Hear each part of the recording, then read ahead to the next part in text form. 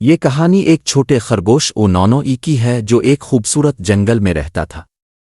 نونو بہت شرارتی اور چالاک تھا، لیکن وہ ہمیشہ دوسروں کی مدد کرنے کے لیے تیار رہتا تھا۔ ایک دن جنگل میں بہت بڑا طوفان آیا۔ ہوا بہت تیز چل رہی تھی، درخت جھکنے لگے اور جانور گھبرا گئے۔ نونو بھی اپنے بل میں چھپ گیا، مگر اچانک اسے یاد آیا کہ اس کا دوست چانو کچھوا باہر ہے۔ چانو کچھوا بہت سست تھا اور وہ اتنی تیز بارش میں اپنے گھر تک نہیں پہنچ پاتا۔ نونو نے فوراً فیصلہ کیا کہ وہ چانو کی مدد کرے گا۔ وہ اپنے بل سے باہر آیا، تیز ہوا اور بارش سے لڑتا ہوا اور چانو کی طرف بھاگ گیا۔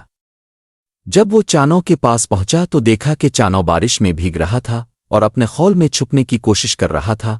نونو نے کہا، چانو فکر مت کرو، میں تمہاری مدد کروں گا۔ نونو نے چانو کو اپنے ساتھ لیا اور اسے اپنی کمر پر بٹھا لیا۔ پھر وہ تیز بارش اور ہوا کا مقابلہ کرتے ہوئے چانو کو اس کے گھر تک پہنچا دیا۔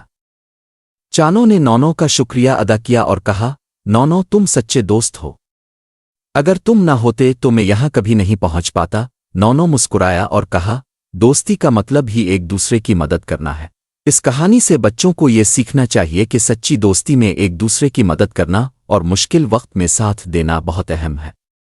نونو اور چانو کی دوستی ہمیشہ مضبوط رہی کیونکہ وہ ایک دوسرے کا خیال رکھتے تھے۔